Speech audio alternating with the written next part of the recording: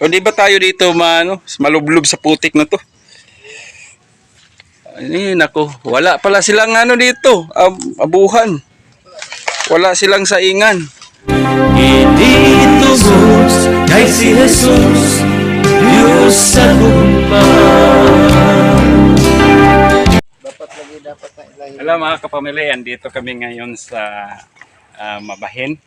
Dito banda sa may Baybay sa may dagat. May pinupuntahan kami dito na Katunggan. sinasabing ngailangan din ng tulong natin. Hello! Ter, may pinaskohan sa inyo, Ter. Ito ba yung bahay niyo? Pamahumon lagi dito sa kuan.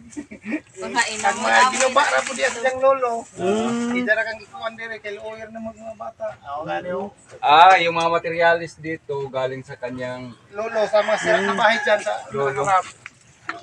Ayun, Yan yung yung sira-sira na talaga yung natutuluan ba kayo dito ng pag umuulan? kuan og sindi sa iyong lulo. Oo. So ito yung galing kay Ma'am Lani to. Grocery. Kay Ma'am Lani yan, galing yan ng Canada.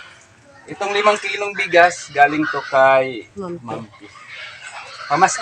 Pamasko namin sa inyo.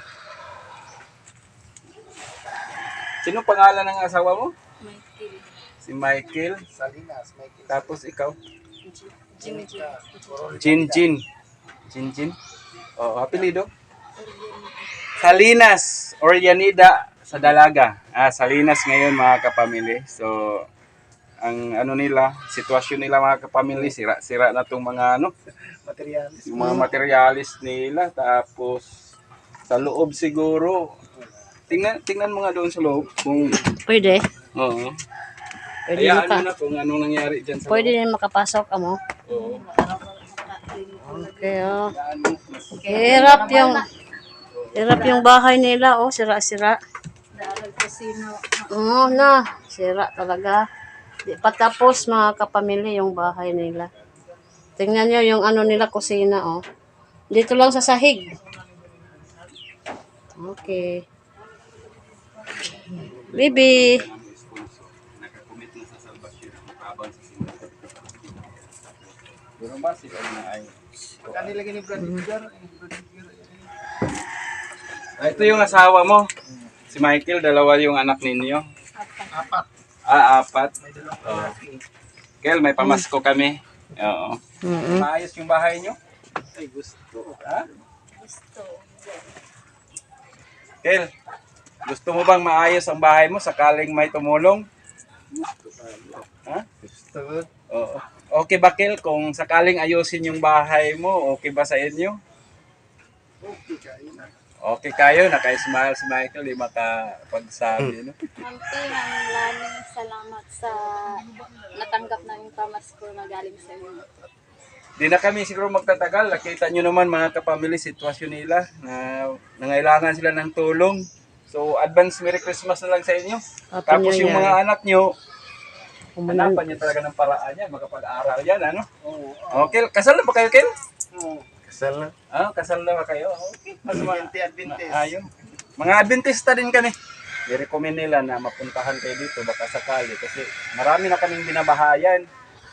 Ang kaso lang ngayon, yung mga sponsor namin, may gagawing simbahan ng salbasyon, parang doon sila makapokus. Pero malay mo, sa sunod na mga buwan or makabalik kami dito. Or malay mo, kung idalangin natin sa Panginoon, baka sakali din na may mga iba ding tumutulong sa inyo. Pero dasal lang tayo, Okay. So, Brad, salamat sa Okay na. pag-iban. Sana matulungan nyo. Okay. Mga pamangkin ko. Oo, sana raw matulungan natin sila kasi andito sila sa sitwasyon na masyadong mahirap yung kalagayan nila. Dito nga sa paligid nila. So ito yung nila dito. Ano na pala dito? Sinsya na nga na mga sinira. O di ba tayo dito malublob sa putik na to? Ay, nako, wala pala silang dito, abuhan. Wala silang saingan. Oo. Talagang ano yung kalagayan nila dito.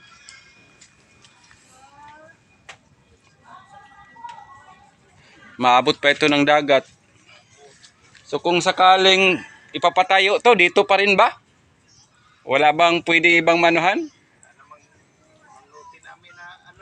Oh, pero ang importante pagka maayos-ayos sana to, no? Wala namang problema kahit dito lang. Ano ba tong mga haligi dito? Pwede pa ba to?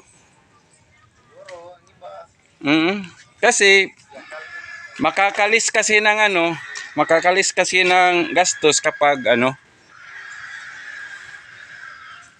mayroon ng mga materialis na pwedeng ibalik. Itong mga dingding pwede pa to ibalik. No, yung ibang mga materialis na pwedeng ibalik, no? Oo, pero itong yero siguro, pwede na lang yan idingding. Oo, palitan na lang ng bago. Pauwi na kami ngayon mga kapamilya. Mayroon na silang makakain at hindi na magugutom ang kanilang mga anak. Salamat nga pala sa lahat nating mga sponsor, Ma'am Lani, Ma'am P, at sa mga supporters. Ngayong araw na to, don't forget to subscribe Annalisa Cares and Lani Wonder Woman Vlog. God bless po.